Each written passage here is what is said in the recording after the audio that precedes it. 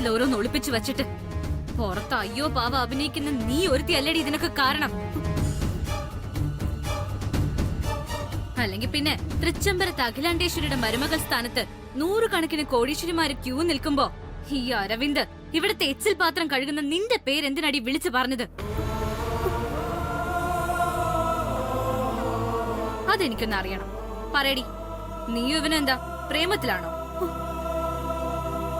അതോ നീ ഇവനെ വശീകരണ മന്ത്രം പ്രയോഗിച്ചങ്ങ് മയക്കിയോ? എന്താ നീ ചെയ്തിരിക്കുന്നേ?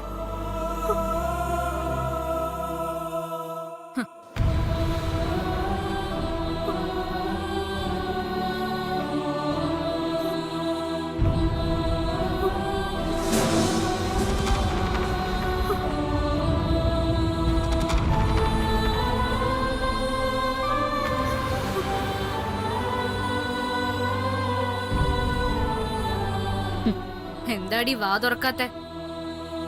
പറയടി, എങ്ങനെയാ നീ ഇവനെ മയക്കിയത്? നിന്റെ ഈ വൃത്തികെട്ട നാടൻ സംസാരം കൊണ്ടോ, അതോ ചിരിച്ചും കണ്ണെറിഞ്ഞും പാചകത്തിലെ കൈപുണ്യം കാണിച്ചോ? ഇനിയിപ്പൊ അതൊന്നും അല്ലെങ്കിൽ പെണ്ണിന്റേതായ മറ്റെന്തെങ്കിലും കൊടുത്ത് മയക്കിയതാണോന്ന് പറഞ്ഞാലും മതി.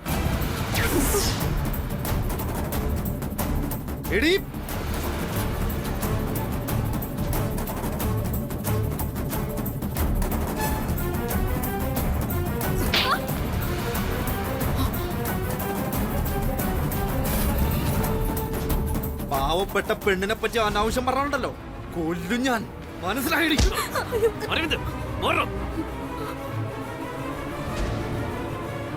എടാ, നീ ആരുടെ വലിയ റൗഡിയാണോ? എന്റെ മുന്നിൽ വെച്ച് എന്റെ മോളെ അടിച്ച നിന്നെ ഞാൻ... അമ്മ വേണ്ട.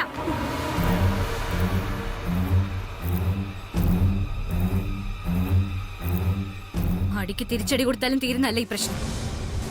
അഖിലമ്മയുടെ കണ്ടല്ലോ മോന്റെ സ്വഭാവം. അടുക്കളക്കാരിയെ പറ്റി പറഞ്ഞപ്പോ അവന് സഹിക്കുന്നില്ല.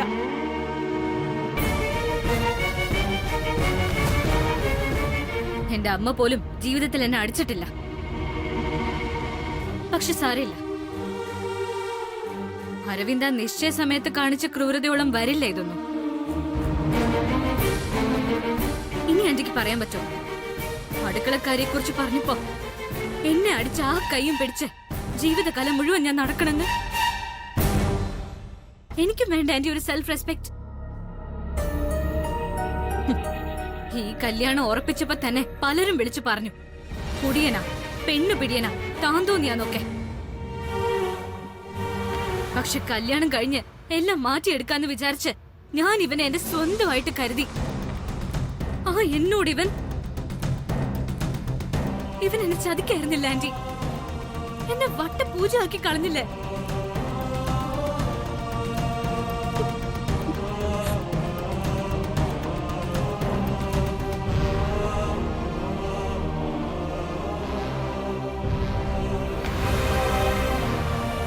നീ ഇത്രയ്ക്ക് തരംതാണ് പോയെന്ന് ഞാൻ അറിഞ്ഞില്ല അരവിന്ദ്. ഒരു പെണ്ണിനെ കൈനീട്ടി അടിക്കുന്നതല്ല ആണത്തം, പറഞ്ഞ വാക്ക് പാലിക്കുന്നതാ.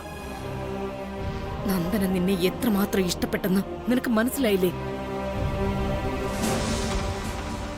നീ എന്താടാ ഇങ്ങനെ ആയിപ്പോയത്? ഇനിയെങ്കിലും നീ ഒന്നും മാറ അരവിന്ദ്. ഇനി ഈ കല്യാണം നടക്കുന്നുള്ള പ്രതീക്ഷയൊന്നും വേണ്ട.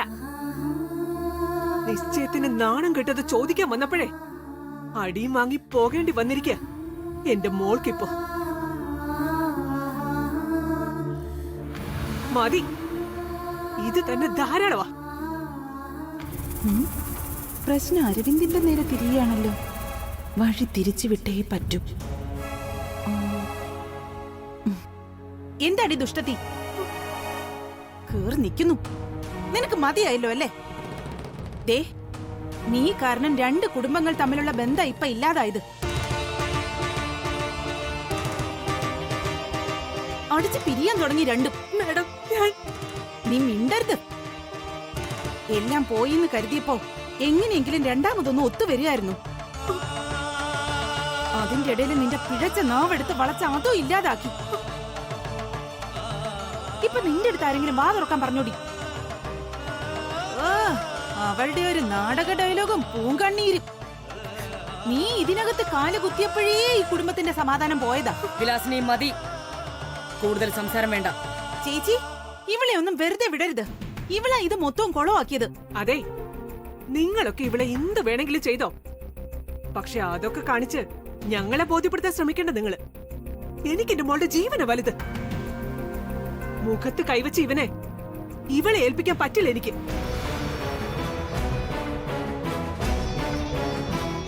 ഞങ്ങൾ പോകുന്നു.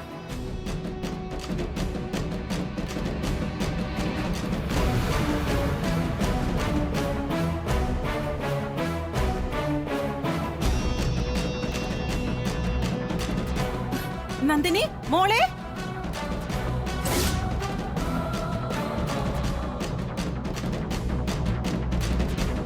ഹലോ, ഒരു മിനിറ്റ്.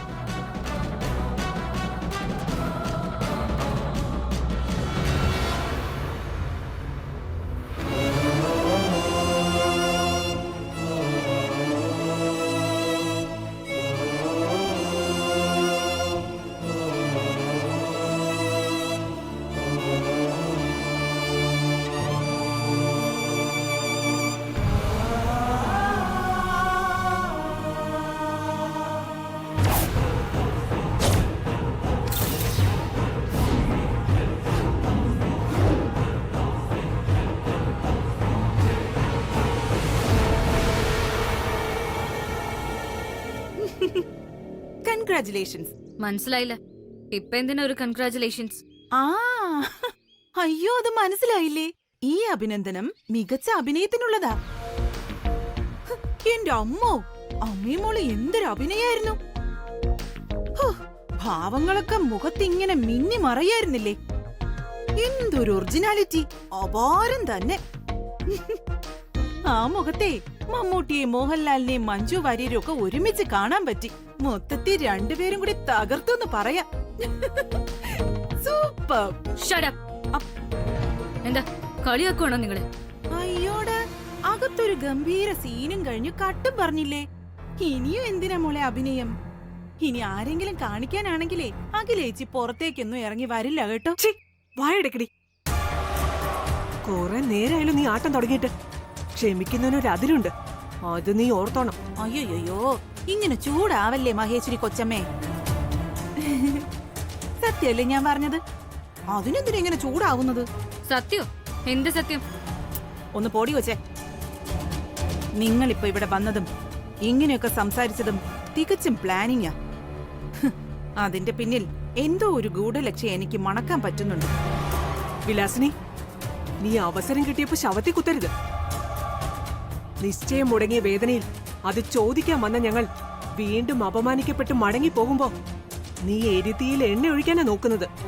അയ്യയ്യോ, ഞാൻ എന്തിനാ മഹേശ്വരി നിന്നെ വേദനിപ്പിക്കുന്നത്? നിശ്ചയം മുടങ്ങി, അത് ചോദിക്കാൻ വന്നതിൽ ഒരു തെറ്റുമില്ല. തീർച്ചയായും ചോദിക്ക തന്നെ വേണം. പക്ഷേ അത് നിശ്ചയം മുടങ്ങിയതിന്റെ അന്നോ അല്ലെങ്കിൽ പിറ്റേന്നോ കുറച്ച് വിഷമമൊക്കെ ഒന്ന് അടങ്ങിയിട്ട് തൊട്ടടുത്ത ദിവസവും വന്ന് ചോദിക്കായിരുന്നു. പക്ഷേ ഇത് വളരെയധികം പ്ലാൻ ചെയ്ത് 2-3 ദിവസം കഴിഞ്ഞല്ലേ ഈ വരവ്. അതിലാ ഈ വിലാസിനിക്ക് സംശയം. സത്യം പറഞ്ഞ നിങ്ങളുടെ ഈ വരവൊക്കെ സൂപ്പറായിരുന്നു. പക്ഷേ സംഭവം കഴിഞ്ഞപ്പോ സീൻ ചീറ്റിപ്പോയോന്നൊരു സംശയം. അതുകൊണ്ട് ചോദിക്കുക, ആരാ ഇതിന്റെ തിരക്കഥ എഴുതിയത്? നിങ്ങൾ രണ്ടുപേരും ചേർന്നാണോ അതോ മഹേശ്വരിയുടെ ഭർത്താവ് നാരായണനോ? തിരക്കഥ എഴുതി റിഹേഴ്സൽ എടുക്കാനായിരിക്കും 3 ദിവസം എടുത്തത് അല്ലേ? മനസ്സിലായി മനസ്സിലായി.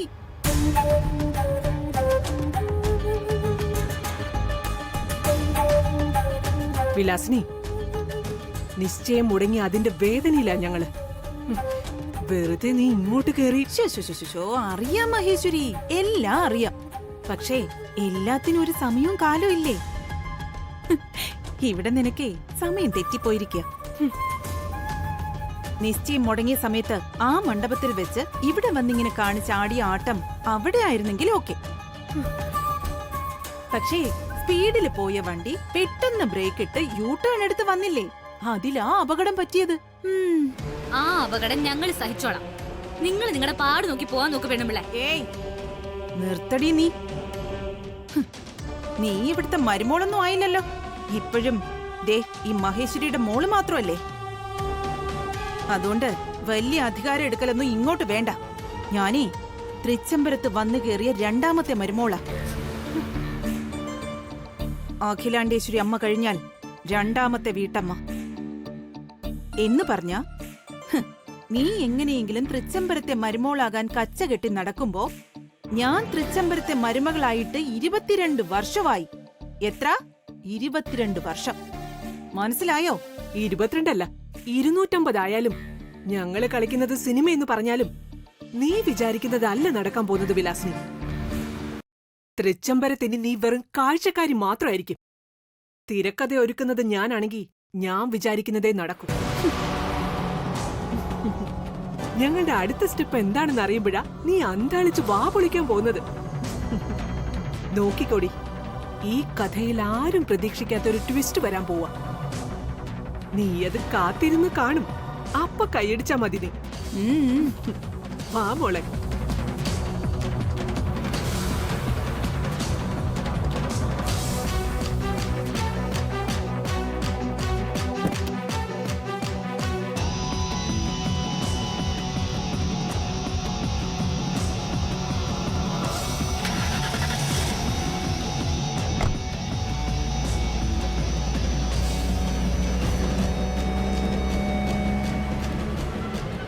ട്വിസ്റ്റോ? അവളൊന്നും കാണാതെ അത് പറയില്ല. എന്തോ ഒരുക്കി വെച്ചിട്ടുണ്ടെന്നത് നേരം. വരട്ടെ, ഈ വിലാസിനിയല്ലേ ഇവിടെ ഉള്ളത്.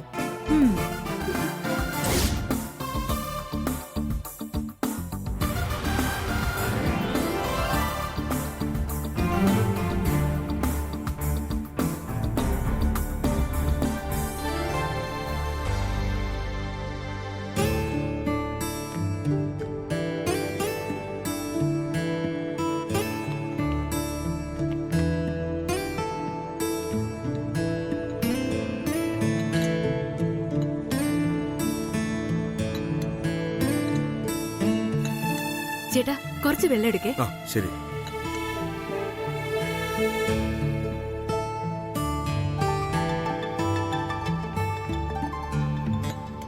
കല്യാണി, എല്ലാം റെഡിയല്ലേ? റെഡിയാ ചേച്ചി. ഇന്നീ കല്യാണിക്ക് സന്തോഷത്തിന് ദിവസമല്ലേ, അതുകൊണ്ടെല്ലാം നേരത്തെ റെഡിയാക്കി.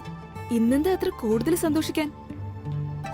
സുജാതയൊക്കെ നേരത്തെ പോയില്ലേ, അപ്പൊ ജോലി കൂടുകയല്ലേ ഉള്ളൂ. അത് കറക്റ്റാ. പക്ഷേ അതിനേക്കാളും വലിയ വേറൊരു പ്രത്യേകതയുണ്ട്. ഇന്ന് ആദ്യമായിട്ട് ഞാൻ മാഡത്തിന് വിളമ്പിക്കൊടുക്കാൻ പോവാ. ഓ, അങ്ങനെയാണോ? അത് ഞാൻ ഓർത്തില്ല. എന്നാ പെട്ടെന്നാവട്ടെ കാര്യങ്ങള്. ദേ അവരെത്തി.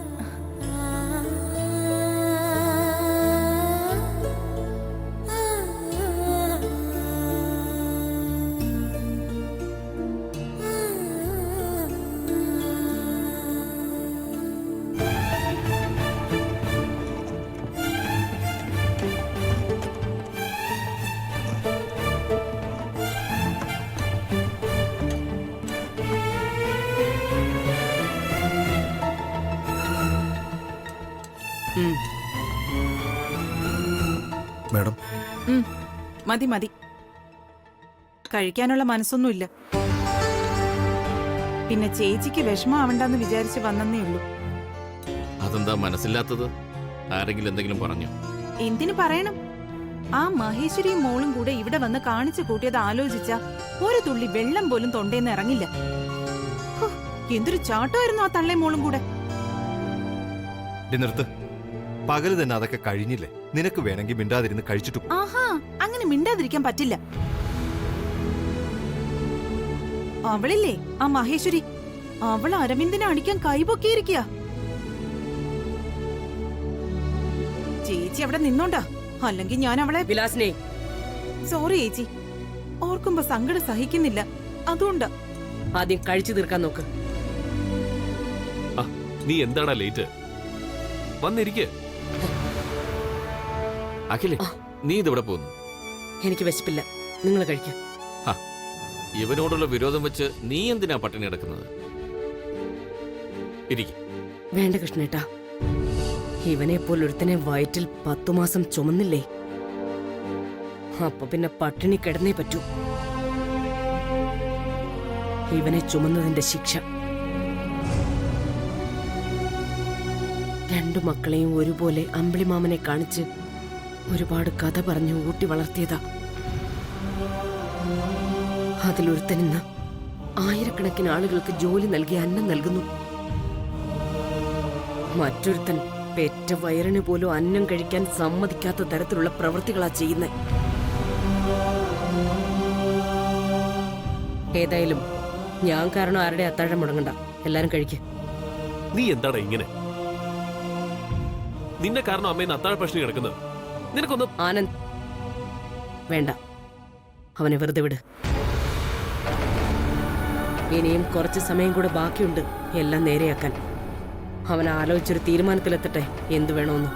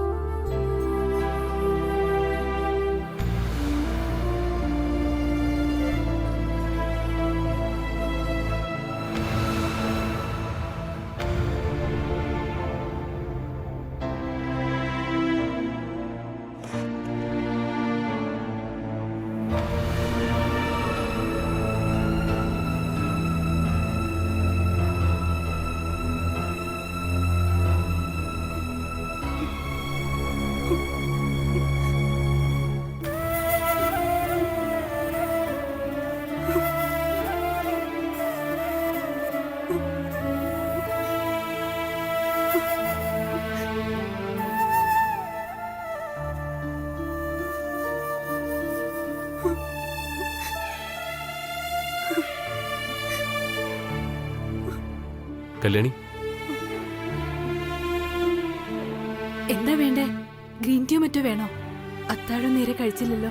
ഗ്രീൻ ടീ പറയാനല്ല ഞാൻ വന്നത്. കല്യാണിക്ക് എന്തു പറ്റി? ഞാൻ വന്നപ്പോ നീ കരയായിരുന്നല്ലോ. പറ, എന്താ കാര്യം? ഏയ്, ഒന്നുമില്ല. ഒരു കാര്യമില്ലാതെ വെറുതെ ആരെങ്കിലും കരയോ? പറ കല്യാണി, എന്താ നിനക്ക് പറ്റിയത്?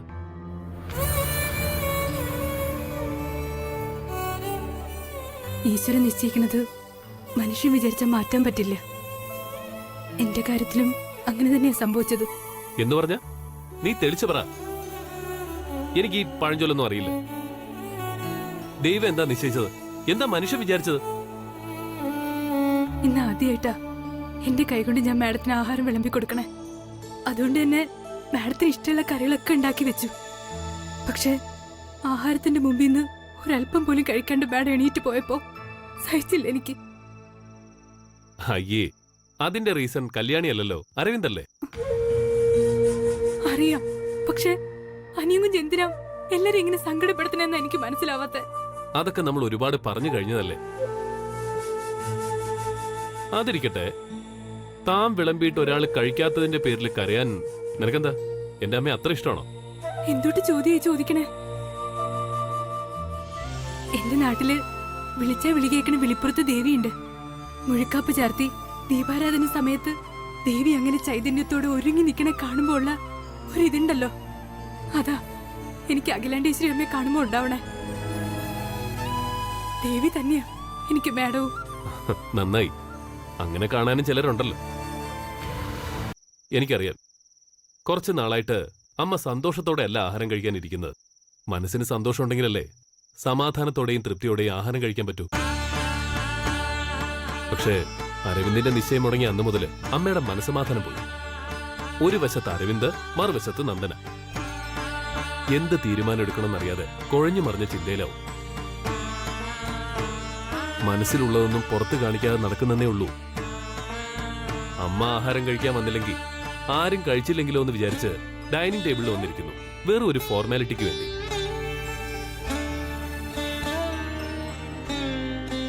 അറിയാം, അകത്ത് മാറി നിന്ന് നോക്കുമ്പോ എനിക്കും തോന്നിയിരുന്നു ഇതൊക്കെ. ആ മൂടൊക്കെ മാറി അമ്മ പഴയ രീതിയിലേക്ക് വരണമെങ്കിൽ അരവിന്ദിന്റെ നന്ദനയുടെ മുടങ്ങിപ്പോയ നിശ്ചയം നടക്കണം. അത് നടന്നാലേ അമ്മ ഇനി രുചി അറിഞ്ഞ ആഹാരം കഴിക്കൂ. ഉറപ്പായിട്ടും ഈ നിശ്ചയത്തിന് അവരെ രണ്ടുപേരെ സമ്മതിപ്പിക്കുമെന്നാ ഞാൻ പറഞ്ഞിരിക്കണേ.